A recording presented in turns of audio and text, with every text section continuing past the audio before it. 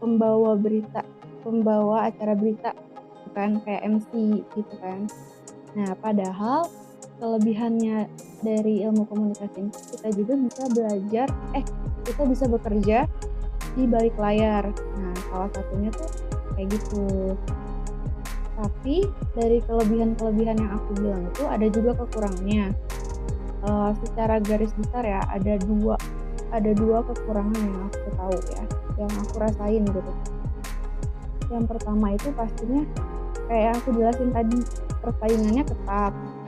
Nah, baik itu dalam kita daftar awal perkuliahan ataupun kita pas bekerja nanti. Karena kan semakin banyak yang daftar, maka semakin banyak pula lulusan dari ilmu komunikasi. Persaingan kan semakin tinggi jadinya. Terus yang kedua, saat kuliah ini tuh kita perlu. Gimana sih Kak persyaratannya, pendidikannya, atau ada latihan khususnya gitu? Oh ya, kalau latihan khusus sih nggak ada. Aku masuk situ kan fresh graduate ya. Waktu itu sih persyaratan pertamanya sih itu sih apa namanya, lulus psikotes aja. Sama ya kalau usernya waktu itu karena usernya juga suka ya udah akhirnya masuk sana. Kalau syarat pendidikannya minimal apa Kak? S1. Waktu kemarin sih S1 ya. Nah terus pengalaman Kakak di luar sekolah itu apa sih yang menunjang buat profesi Kakak tersebut? Yang paling pertama berkomunitas sih, karena belajar teamwork ya, itu yang paling utama, yang paling kepake banget. Kalau public speaking itu kepake gak Kak? Kepake itu lebih biar kita confidence juga sih, ngomong di depan atasan, di apa namanya, di tim kita sendiri gitu. Terus di waktu Kakak selama bekerja ini apa sih suka dukanya gitu dalam menjalani profesi ini? Sukanya karena menghasilkan uang ya kan. Kalau dukanya ya nggak ada kerjaan yang sempurna aja intinya gitu. Terus tips dari Kakak nih dalam dunia kerja gimana Kak?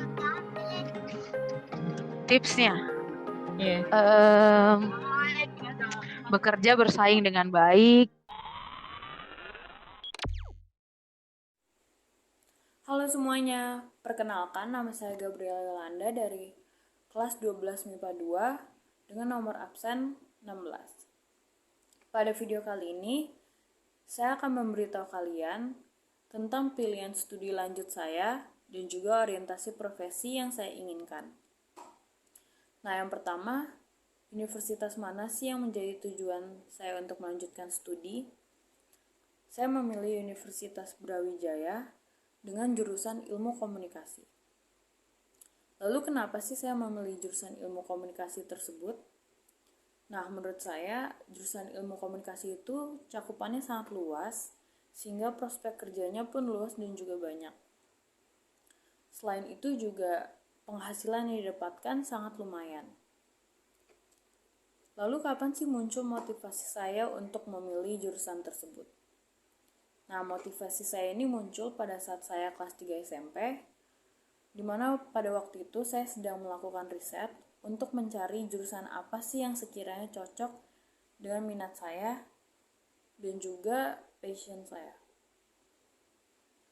Lalu untuk mendapatkan jurusan ini ada beberapa kemampuan yang saya butuhkan, yaitu yang pertama public speaking atau kemampuan berbicara depan publik.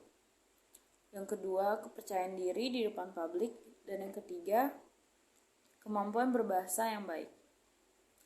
Nah, selanjutnya untuk mendapatkan jurusan ilmu komunikasi ini, ada tantangan yang harus saya lewati, yaitu jurusan komunikasi ini adalah salah satu jurusan dengan peminat yang sangat banyak di Indonesia.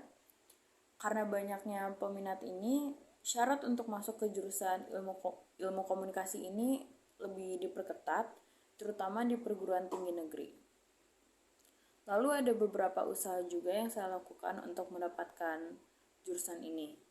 Yang pertama, meningkatkan nilai akademik saya, dan juga yang kedua, meningkatkan kepercayaan diri saya dan public speaking saya.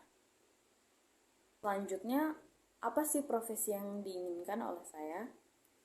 Saya menginginkan untuk menjadi seorang public relations. Lalu apa saja tugas atau pekerjaan dari public relations ini? Nah, public relations adalah seseorang yang bertugas mengelola citra dan reputasi publik melalui komunikasi strategis terhadap informasi yang disebarluaskan untuk mendapatkan keuntungan dalam bentuk persepsi publik yang positif. Seorang public relations secara umum memiliki tugas untuk merencanakan, mengarahkan, atau mengkoordinasi kegiatan yang dirancang untuk menciptakan dan menjaga citra publik yang baik atau meningkatkan awareness pada klien. Lalu berapa sih gaji atau penghasilan public relations sendiri di Indonesia? Untuk di Indonesia, gaji dari public relations ini berkisar dari 3 juta rupiah sampai 15 juta rupiah. Lalu ada juga jenjang karir dari public relation yang dimulai dari staff PR, senior staff PR, PR officer, asisten PR manager, lalu senior PR manager. Lalu ada juga suka duka dalam profesi ini. Untuk sukanya, public relations ini dapat menjalin komunikasi dengan setiap orang dari berbagai lapisan.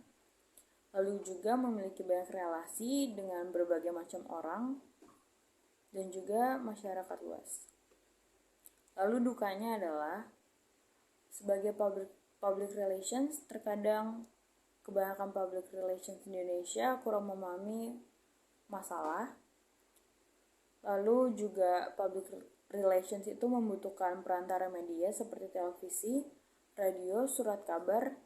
Padahal biasanya suatu informasi yang sampai kepada orang-orang adalah realitas media yang sudah diolah dan ditambah-tambahkan.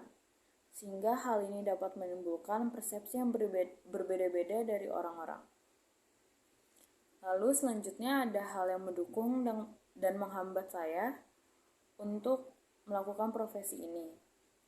Yang pertama adalah hal yang mendukung saya, yaitu yang pertama, kemampuan untuk mengelola media sosial. Yang kedua, keterampilan untuk melakukan riset. Dan yang ketiga, manajemen waktu yang baik. Nah, ada juga hal-hal yang menghambat seperti masih kurangnya kemampuan dalam berkomunikasi, lalu juga belum sepenuhnya memiliki sikap yang penuh ketelitian, dan yang ketiga belum memiliki kemampuan presentasi yang baik. Nah, selanjutnya apa sih hal yang perlu saya kembangkan untuk mendapatkan profesi sebagai public relations ini? Yang pertama menurut saya adalah meningkatkan kemampuan berkomunikasi saya dan juga meningkatkan kepercayaan diri saya agar saya dapat mendapatkan profesi ini.